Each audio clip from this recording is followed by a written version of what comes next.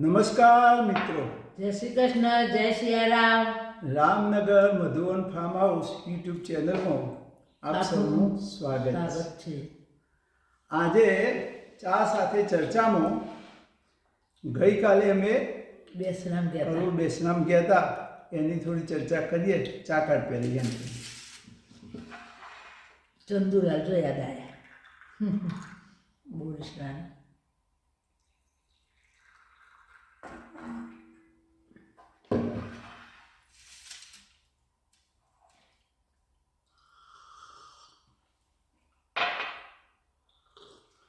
ગઈકાલે અમે આપણા બોરિસના ગામ અને એમના રહેવાસી ચંદુલાલ કરીને અને એમના ઘેરથી ભીખીબેન એ કોણ હતો? પુંધરા પહેલા રહેતા હતા, ખૈરાના હતા, પુંધરા રહેતા હતા. એટલે કાયમ અમે જોડે રહેલો. હા, એટલે આમ તો પરિચય સારો હતો. એટલે અમે કાલે બેસનામ ગયા હતા. પણ બેસનામાંથી બહાર નીકળ્યા પછી હું જરા આ અંદર બેઠો હતો થોડી વાર લેડીઝો જોડે, અને હું બહાર ખુરશી બેઠો હતો. એ વખતે હું ચિંતન કરતો હતો કે આ બેસવું કેમ, શું છે, બેસવું રાખવામાં આવે છે. અથવા બેસવાનો અર્થ શું? એટલે મેં થોડું સર્ચાઈ કર્યું ખરેખર તો, કારણ કે આપણને બધી ખબર ના હોય. જેને ખબર હોય પૂછવું પડે અથવા વચવું એ પડે. એટલે બેસણાનો અર્થ એવો થયો કે અત્યારે તો બધી મીડિયા સહાસન હશે, પણ પહેલાં જ્યારે આમ બહુ નાના વસ્તી હતી, ગામડા નાનો હતો, વત્તા થોડી વસ્તી હોય, બહુ એટલો બધો સમૂહ ના હોય, અને માણસ એકલો પડે અથવા એકલો પડી ના જાય, એ વખતે એને શું છે કંઈક કામ.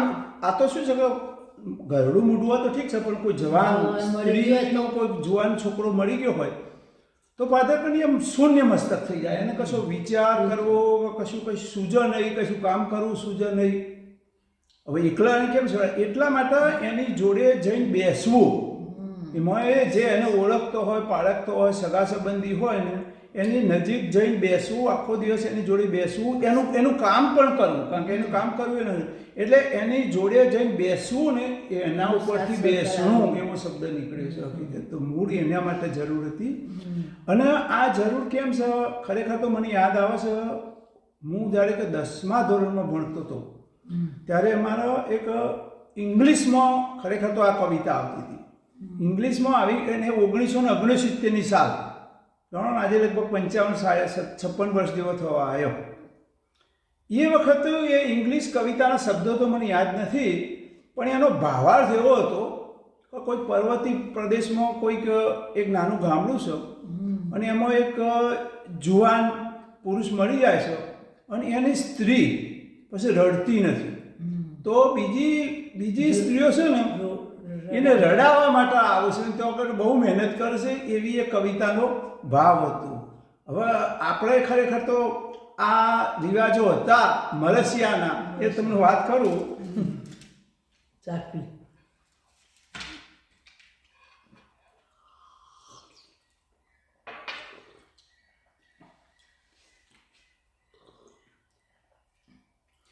એટલે એક આ મનોવૈજ્ઞાનિક કારણ છે કે જ્યારે કે આવું થાય ને તો એને રડે તો એનો અંદરથી બહાર થોડો ઓછો થાય, નીકળી જાય. આ તો ડૉક્ટરોએ સ્વીકારેલું છે હકીકતમાં. હા, દરેક દેખાવ માટે નહીં, પણ જેને ખરેખર જરૂર છે, આવી કંઈક થયું હોય, આવી ઉંમર હોય ને એને કંઈક સૂચતું જ ના હોય, તો એના માટે 2-3 દિવસ માટે રડવું એ એક મહત્વનું હોય છે ખરેખર તો. તો પહેલો આપણો મલેશિયાની પ્રથા હતી ખરેખર તો. અને મલેશિયાની અંદર જે મીર જાતિ હોય ને એ લોકો એ સ્પેશિયલ મલેશિયાની એમનો આવડત હતી, અથવા ગાવાનો તો એનો સૂર એવો હોય, એનું કરુણ એકદમ એની વાક્ય એવી હોય. તો એ જ્યારે એ જે કંઈ પુરુષ જે સ્ત્રી મળી ગઈ હોય ને એના ગુણ ગાય, અથવા એની ના હોવાથી શું તકલીફો પડશે એનું આખું ગીત બનાવ્યું હોય કે જેને મલેશિયા કહેવાય. હવે એ તમારે ખબરવું હોય તો સંભળાવું તમને, 1 મિનિટનું જુઓ આ ખબરવા મલેશિયા.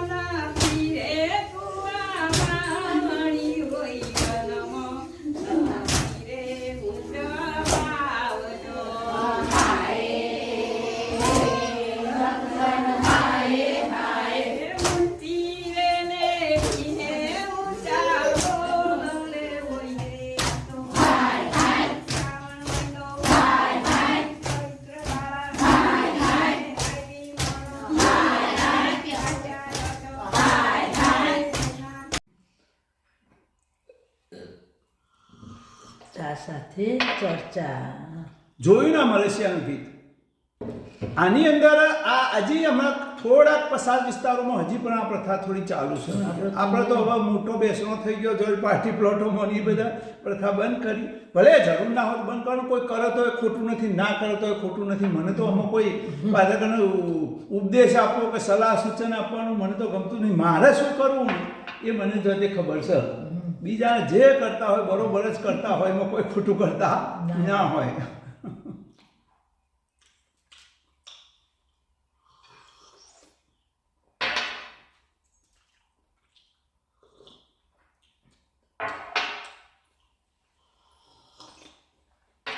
હવે આજકાલ બેસણામાં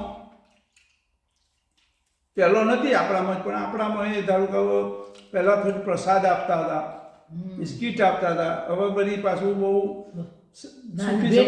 હોય તો પછી ભેટ આવવા માંડ્યા. ભેટ મૂળ કારણ એ કે યાદગીરી રહે કે તમને ભાઈ તમારા વડીલ કે જે સજ્જન જ્યાં હોય તો કોઈ માણસ ઘેર જાય ને જ્યારે વસ્તુ હાથમાં આવે તો કાકા હા મને બેસણામાં કહેતા. મૂળ આ ભાવનાથી કરી હોય બધું જે કરતા હોય તો બધા. આપણને એની કોઈ ચર્ચા કે નિંદા નથી, સારું જ કરતા હોઈશું. પણ મેં વર્ષો પહેલો, મેં નહોતું કીધું કે આ અમારી એક જાતની ડિજિટલ લાઇબ્રેરી છે. એ વર્ષો પહેલો એક બેસણું, નમો નાદાર બેસણું, એ મેં એક લેખ વાંચ્યો હતો. હવે એ લેખ જોવાનો નીચે, એ લેખની અંદર એક બહેનનું જે ગમતું હતું, એને પિક્ચરનો ગીતો ગમતો હતો, નવી નવી વાનગીઓ ગમતી હતી, ફૂલ છોડ ગમતા હતા. તો એના પતિએ એના બેસણામાં એ વ્યવસ્થા કરી, ફૂલ છોડની લાઈન કરી, પછી પિક્ચરનો ગીતો વગાડવાનો કર્યો, ધૂન ભજન નહીં, પછી એને નાસ્તાની વાનગીઓ રાખી. આવું બધું કર્યું, એની શોખ હતી. બોલો તમારે કોઈ ઈચ્છા ખરી? તો છોકરો જલસા કરશી એટલે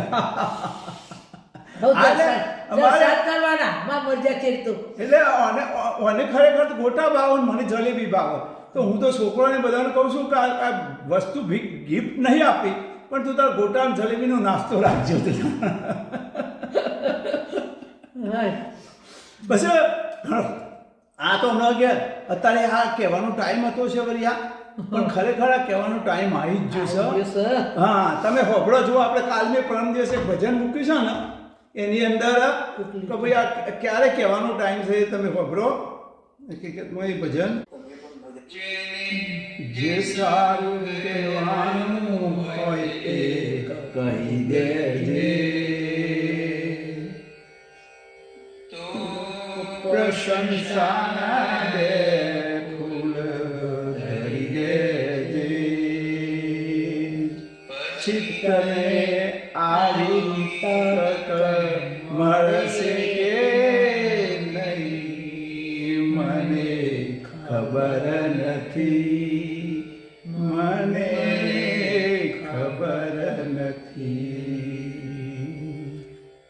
એટલે આવી કહેવાની તક પછી મળે કે ના મળે એ કોઈ ખબર નહીં.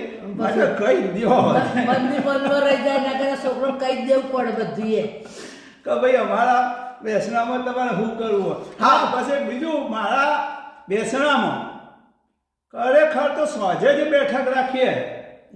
એમાં એક મરણ સમાધિની કથા મેં યુટ્યુબમાં સાચવીને રાખી છે. એ કથા સાંભળો તમે, 7 મિનિટ છે, તમે સાંભળો પછી હું તમને કહું. સાંભળો.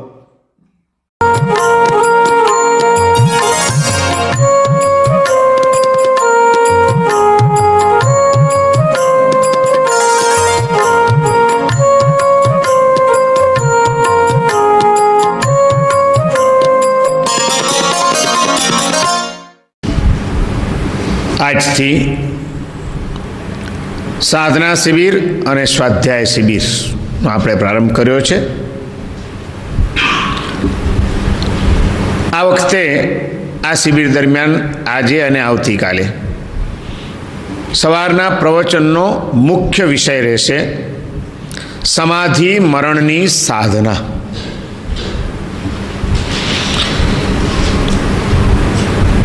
આ વિશ્વની એક વાસ્તવિકતા છે. જન્મ અને મૃત્યુ આ બે આપણા હાથની વાત નથી, અને છતાં એ થયા વિના રહેતું નથી. જ્યાં સુધી તમારો મારો જીવ આ સંસારમાં પરિભ્રમણ કરી રહ્યો છે ત્યાં સુધી ક્યાંક ને ક્યાંક એણે નવા જન્મ લેતા રહેવાનું છે. અને જન્મ લીધો એટલે વહેલું કે મોડું એક દિવસ મૃત્યુ આવવાનું છે. જન્મ આપણા હાથની વાત નથી. કોને ત્યાં, કયા કુટુંબમાં, કઈ માતાની કુક્ષીમાં, કેવા વાતાવરણમાં તમારો ક્યારે જન્મ થશે એ આપણા હાથની વાત નથી. ભાગ્ય પ્રમાણે, કર્મના ઉદય પ્રમાણે જ્યાં જન્મ મળવાનો હશે ત્યાં મળી જશે.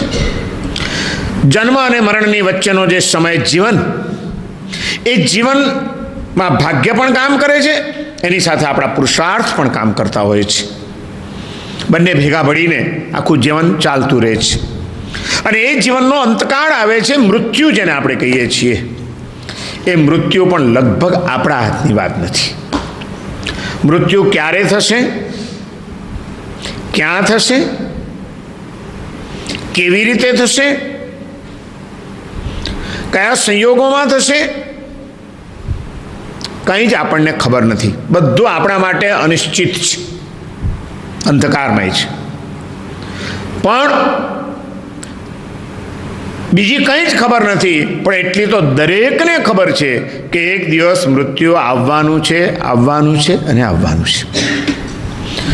મારે મરવાનું જ નથી ક્યારેય પણ, એમ કોઈ કહી શકે એમ છે ખરું? અવશ્યમ ભાવી ઘટના છે મૃત્યુ એક.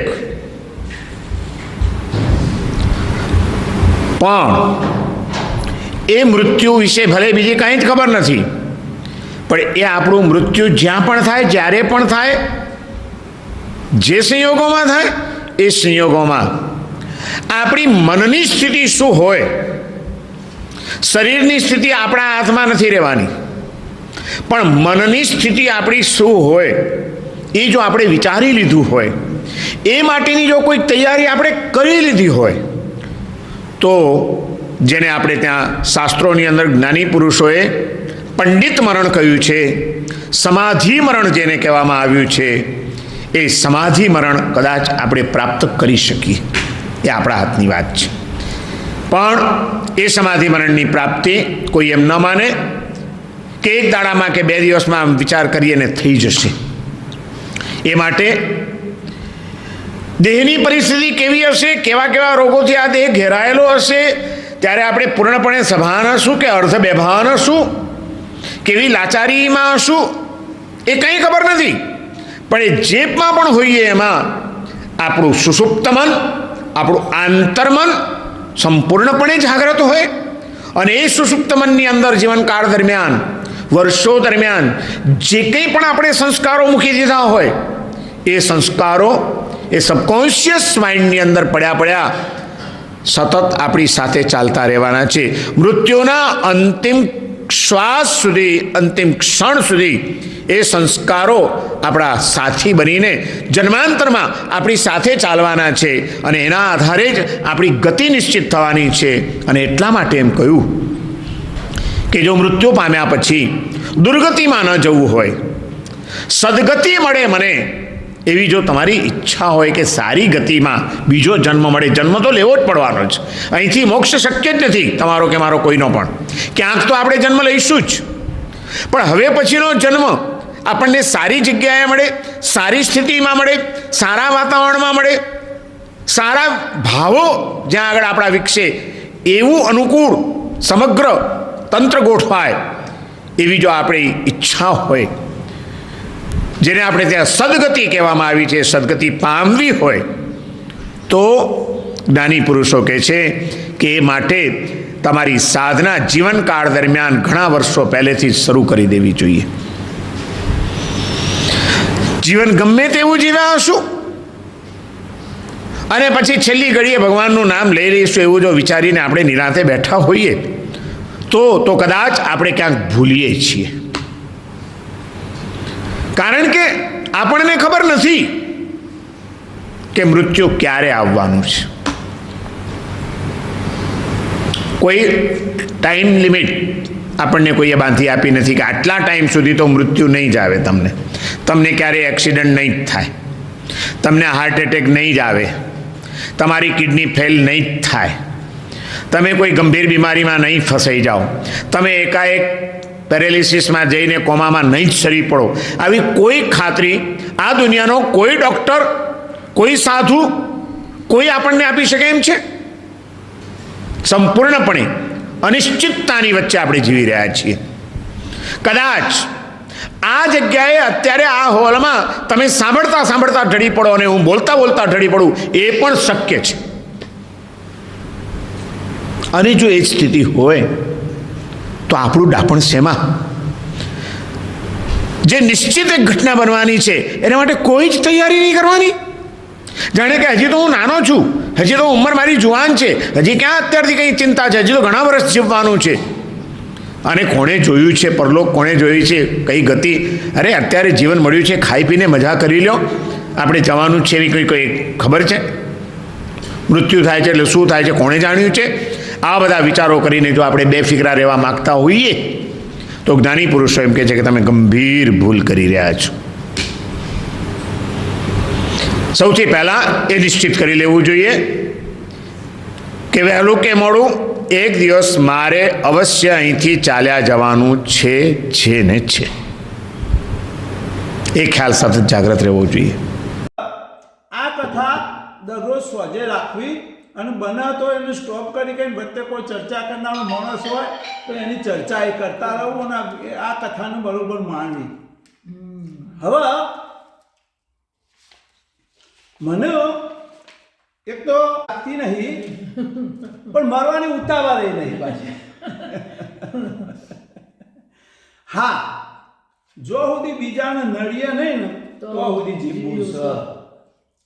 બસ પછી બહુ જીવવું નહીં. એટલા માટે પેલું લખ્યું છે કે બહુ દવાખાનામાં બહુ વેન્ટિલેટર ઉપર રાખવું કે હા કે ના કે એવી બહુ જરૂર નહીં.